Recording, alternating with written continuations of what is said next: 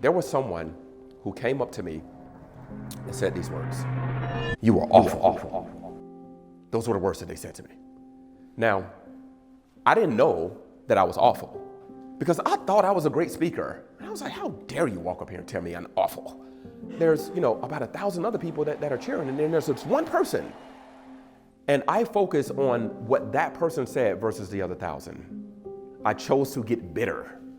I chose to get a little upset. And we always have this choice every single day. We always have this choice of how do I get better, or am I allowing these things that are happening to get me bitter? How does this relate to you as a leader? Is that you can transform your building with words or the lack thereof. How does the mood of your building represent you as a leader? You may recognize this sometimes when people walk in your building. Do they speak to you?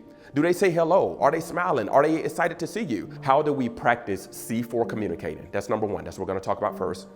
Number one, the first C is that your communication has to be clear. I want you to think of avocado toast when I think of clear, okay? The dudes, he walks into the store. It's like a Starbucks or something like that, but he walks into the store and he says, can I have an order of avocado toast, but can you hold the avocado? Now, that's not very clear. He could have simply said, can I just have toast? And that's how the lady responds to them. It's like, you mean you just want toast? Yes, absolutely, because that was not clear. So your communication has to be very clear. Number two is that I want you to be concise. When I say concise, the image that I want you to think of is I want you to think of a mini skirt, okay? I want you to think of a mini skirt, all right? Here's why we're gonna think of a mini skirt, because a mini skirt does two things. It's gonna be short enough to keep you interested, but it's gonna be long enough to cover the details. That's what a mini skirt does, okay? All right, so that's how I want you to begin to communicate, even in your emails. Think about your word count. Nobody wants to read a 3-paragraph email. I'm sorry, but your teachers aren't reading that. If you're sending an email that has 3 paragraphs, even if it has 2 paragraphs, matter of fact, if it has 1 paragraph, guess what? Your teachers are not reading that, sorry. So you wanna be concise, short enough to keep it interesting, long enough to cover the details. That's what concise is, all right? And then number 3 is that you want to be compelling. You want to be compelling. If you want your staff, if you want your members to take action, if you want them to move a certain way, then you're gonna have to communicate to them in a compelling type of way. I want you to think of fire when we talk about being compelling. Because if you go home or if you go around the corner, wherever you may be, and if you can access a stovetop, and if you put your hand over the fire, guess what? You're gonna move your hand back. It's gonna cause you to move. It's gonna cause you to take action. And so when you communicate compellingly, when you communicate with fire, with meaning, and you absolutely mean what you say and you say what you mean, and it's enticing and it causes them to move and to shift in a certain way, then guess what? You create action when you communicate compellingly. And then number 4 in C4 communicating is that I want you to communicate with great confidence. Great confidence. I want you to think of Wi-Fi. Think of Wi-Fi.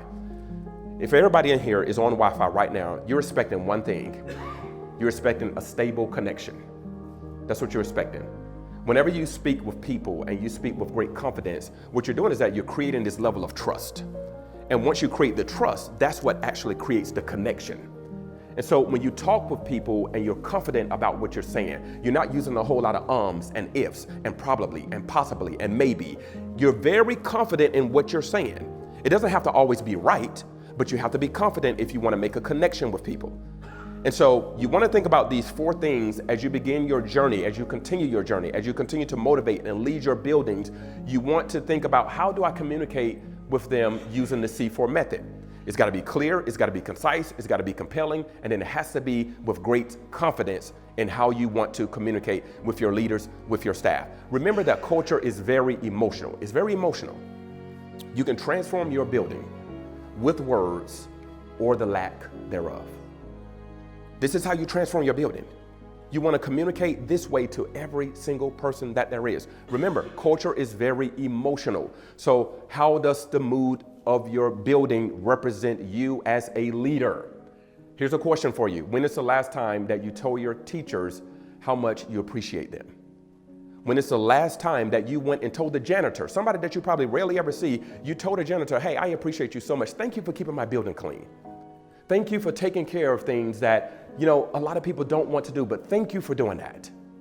How many people have done that lately? How many people have went to their student, just a random student, it may be a trouble student, but you went to that student and you told them, you know what, I'm proud of you. I'm proud of your effort. This is the last thing I want to leave you with, and it's called pause is power. If you become a better person, you become a better professional, or it's more likely that you become a better professional. But if you become a better professional, it does not necessarily mean that you become a better person. You're so consumed with the professional side of it. You're thinking about everything that you have to do and that you haven't done, and deadlines and meetings and organizations and all this kind of stuff. You're thinking about all of that kind of stuff and you're forgetting about you. What about you? Me personally, this is what I do. I get up every single morning, I get myself ready, I get the kids ready, I take the kids to school. Once I drop the kids off, I go to the gym or I go to the mountain or something, and it's all about me for the next hour. It's all about me. Before I respond to any email, before I even look at the email, before I even look at my phone, before I even check social media, before I do any of that stuff, guess what? Taking care of me. Personal over professional. So I want you to think about that. The person that you are and the professional that you are. Those generally are two different people. And so when you think about this, pause is power. The better that you take care of you, it's the better that you can take care of everyone else. It's the better that you can serve. It's the better that you can lead. The more that you take care of yourself. This is the only moment to where I allow, hey, you need to be selfish. You need to have selfish moments in your life and not feel guilty about it. Some people feel guilty if they don't take work home. I know there have been times to where I would be sitting, literally watching TV with the family, but I'm glancing at work. I'm glancing at, let me check this email. Let me respond to this person.